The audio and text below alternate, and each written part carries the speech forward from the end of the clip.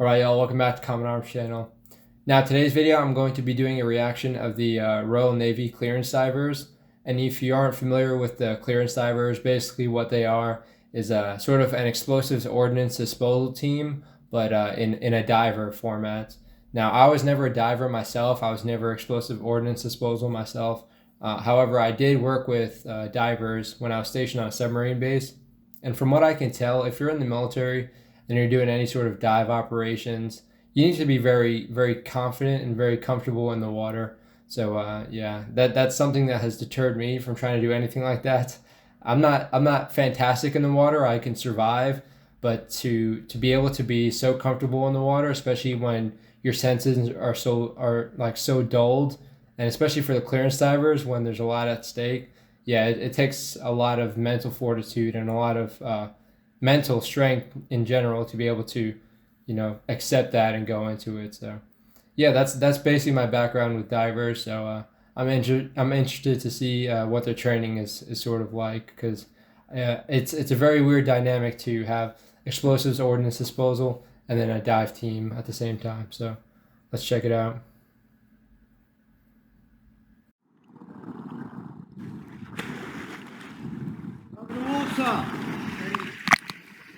Royal Navy and Royal Naval Reserve divers are on the final week of their elementary underwater explosive ordnance disposal course. They're learning where to place explosives to clear mines. Sometimes you can't really see, more than a metre in front of you. Sometimes you can't really see anything in front of you. So it's a lot of relying on sort of your touch and sort of senses. Stuff floats in really awkward places underwater. Gets cold quick, so if you're not really wearing sort of like the correct type of stuff, you can get pretty cold down there. Stop being able to use your hands as much as you'd like to. Okay, so again, them being in the United Kingdom, you have to bring into the factor of it being cold. Obviously, when it's cold, your appendages don't want to work like they normally would, and that's probably a little bit terrifying for them initially, because I didn't even consider that they have to actually place explosives to clear some explosives out sometimes. So I hear clearance divers and I think they're just disarming, but at the same time that's not really realistic, because you have to think in the United Kingdom there's probably a bunch of ordnance that hasn't exploded, and at the same time it's all like mangled and decrepit to the point where you can't really use traditional disposal techniques. So it makes sense that they're going to be working with explosives, but the fact that they're wearing all this bulky equipment mainly to keep them warm and also keep them comfortable and alive under the water, but to the point where it's cold and they can't really feel their fingers, and a lot's probably just taxing on their brain alone because they're working next to explosives. So yeah, it's cool to think that you have guys like this who are capable of putting themselves in those sort of situations. Ewan began his Navy service as a chef, but now he's looking for a new adventure. So too are David and Jamie. Well, initially I was in the army for nine years. I got out, worked away for a bit. I wanted to join back up to miss service life, and literally the only thing I want to do in the Navy is clearance dive. It's the one that's it's more exciting. You get to do more things that I find interesting. I've always enjoyed sort of adventurous sports, things like that, and I feel like stuff like that is my strength, sort of things that other people find scary that I probably wouldn't. And on the flip side of that, things that other people are good at, I'm not. So it was about adhering to my strengths, really. Okay, I can appreciate what he was saying. If you can sort of pick out what people generally don't want to work around. Explosives is probably a big one. A lot of people aren't too savvy on working around explosives, and at the same time working in like deep water or doing dive stuff, a lot of people don't really want to mess with anything like that. So I can appreciate him saying that he's working to his strengths, because he knows people don't want to put themselves in those situations, and he's totally fine with doing it. But yeah, I guess for some people it's maximizing their strengths. You can see with the other dude, it was sort of excitement. He was in the army previously, and now he wants to go and do this. So it's definitely a different level of excitement, but I mean, I can appreciate it. So it's cool to get a little glimpse of what sort of mindset they have going into this this sort of team. But yeah, I've noticed Forces TV has a lot of good content. So yeah, I'm sure y'all from the United Kingdom are probably familiar with Forces TV. But yeah, we don't really have anything too similar like this in the U.S. So it's cool to see all these programs focused around the military, and it's all pretty high quality stuff. So yeah, I would check them out if you want to see any other content. The two world wars saw the most extensive period of maritime mining in history. It's estimated more than 500,000 sea mines were laid during the Second World War alone.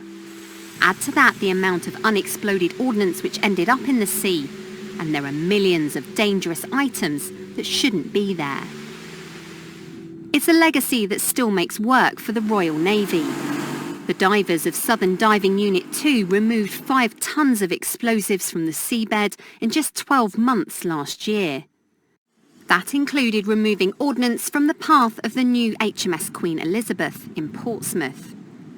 There's a lot of weight on your shoulders. It takes a certain person to go down, so in the middle of the night when it could be sort of a raging storm, you know, they're feeling a little bit sort of under the weather, seasick, whatever, but they've got to get to the water, they've got a role to perform. Yeah, it definitely does take a certain person to want to do something like that. Now, it's weird because in the U.S., obviously, luckily for us, we don't have a whole lot of exploding ordnance in our waters, mainly because obviously we didn't fight a world war on our territory. So I didn't really consider that there's people even today who are worrying about taking that sort of stuff out of the water. I'm sure when they're doing a lot of construction projects and whatnot, they probably uncover a lot more. So it's probably a common problem. So these guys are probably staying busy, or at least staying on call to be able to do their job. So that also adds a little level of stress. But I was watching a documentary about the River Thames and how there's a bunch of sewage and crap being pumped into it, like flushable toilet wipes and everything. So I'm just picturing these dudes trying to do their job, working on an explosive, but at the same time they're like covered in all this crap coming from the sewage, because I know they're trying to develop a new sewage system. But yeah, I'm sure we're seeing the more glamorous part of it, but yeah, I'm sure they have to deal with some stuff like that and probably get pretty gross.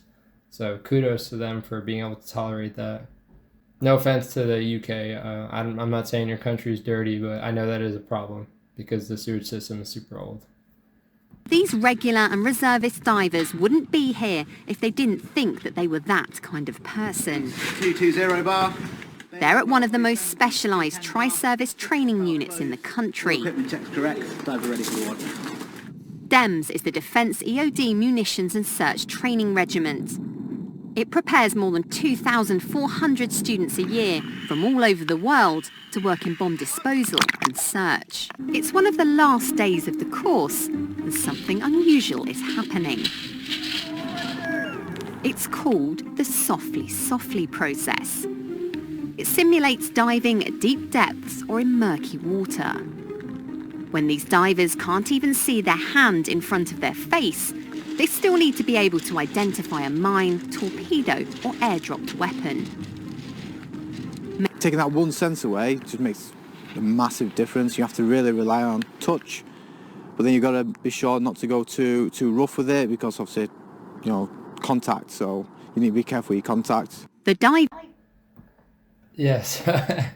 I'm sure that is an issue with them, especially like I was saying, some of the waters might get a little bit murky or polluted or what have you. So if you go to a certain depth, it's going to be very hard to see, and that makes it even more of a point to where a lot of people wouldn't be comfortable working with explosives.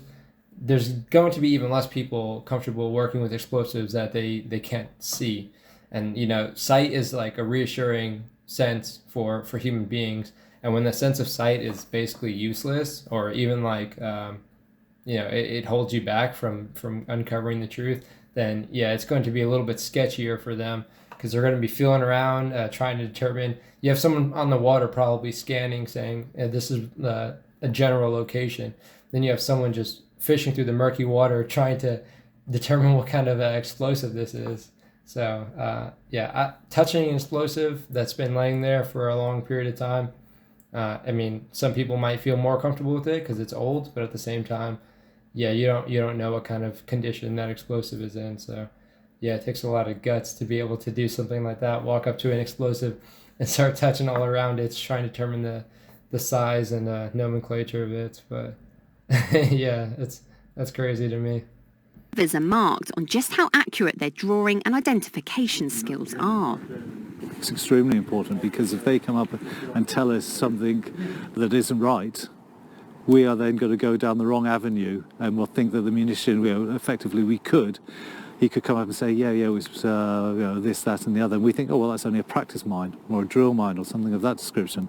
So we treat it completely differently to an absolute live mine.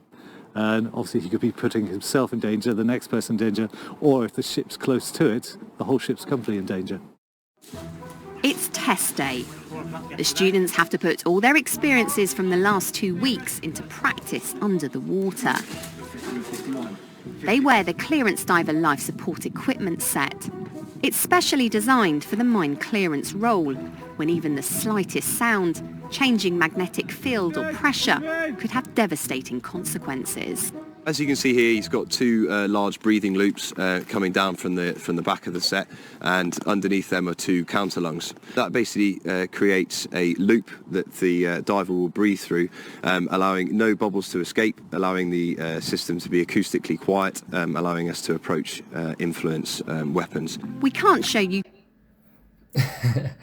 I've never done any sort of scuba diving or anything like that. But it just seems like a lot of stuff. So again, you have a lot of bulky stuff. You're trying to be very precise with your movements, because obviously you're working with something that's potentially unstable. So you have all this equipment. They need to be able to manage it. They need to be able to understand it. If they need to work with a certain part of their gear, they need to be very comfortable with it. Now, I'm not sure how their kit differs from normal traditional scuba diving. Obviously, it's tailored more for their job, but yeah, it seems like there's a lot going on, so it's a lot to manage, especially while you're under the water, and especially if you can't even see. Now, he had a very good point, too. I didn't even know that they had training mines in the water, or potentially in the water. But, I mean, I guess that is a thing. So if you're trying to determine, okay, yeah, this is a training mine, or yeah, this is a real mine, obviously they're going to handle that differently. So, your decision is going to be a big deal. It's not just, okay, yeah, I think this is a torpedo, let's just blow it up. It's not that simple most of the time. So yeah, it's very important, because if they don't get it right, then it could end up being pretty bad. And when things get messy like that, they tend to have snowballing effects. So I'm sure they're very precise. They need to know what they're doing, and I'm sure they do a pretty good job of learning it, because I mean, all of the individuals that it's shown so far, they seem like they have a pretty good head on their shoulders. Too much of their underwater test. Keeping the exam secret is key. But just as they did on land with blacked out goggles, the divers have to identify and draw their target for their colleagues back on shore. I've been checking the length first of all and the diameter to give me some sort of inkling as to what it is. It should be obvious if it's buoyant or ground. You're sort of looking for the shape, any sort of key ID features like horns on it, or if it's smooth bodied, or obviously a torpedo will have propellers on the back of it, so anything that's obvious signs as to what it actually is. So what must be difficult for the person drawing it? Obviously they're very familiar with what explosives to expect in these waters, so it must be hard for the person drawing it to not just immediately go to an assumption and start drawing based off of what he's already picturing. Now that could be a technique, but at the same time they want to be as accurate as possible, just going off of what the person is actually feeling or seeing. So they're not just immediately, sort of going against the work of the person underwater and just drawing their own thing up. So that's something they have to consider. Now, I'm sure they're taught to leave their bias at the door and let the person under the water paint the picture for them, though. Diver Garrigan in the water indicates well. 3 times in the chilly winter conditions, they dive the 7-metre lake and record their impressions. Every dive has low visibility, but the vision of a new career in sight. I'm looking forward to it, definitely. It's been a long training, so obviously it's been building up to this, and now it's good just to get to the end I know the fact that I'm going to go do my job.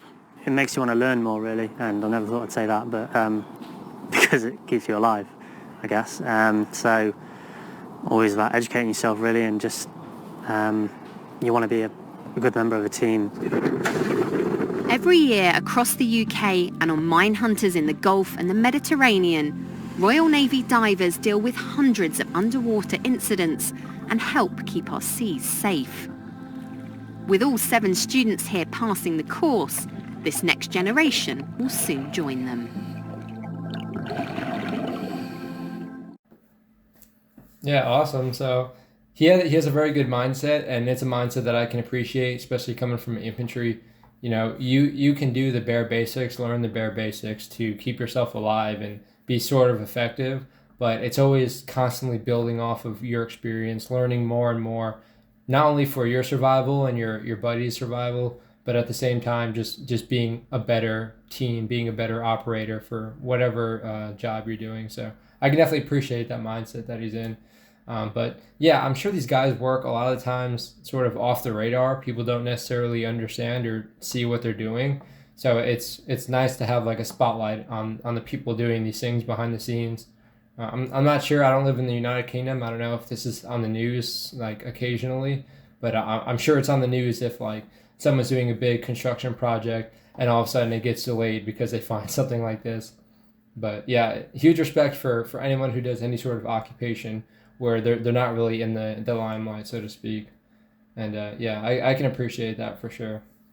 Now, I'm not sure, again, a lot of y'all are from the United Kingdom. You might have a better exposure to what the divers do. But yeah, it seems like they're pretty squared away, but it seems like they don't get the sort of recognition that they might, that they warrant, really. But yeah, awesome recommendation. It's a little bit old of a recommendation. I'm glad I was able to finally follow up on it. But I can always appreciate understanding the sort of mindset that people go in, especially with occupations like this, where, it's like the 1% of the 1% that are willing to do something like that.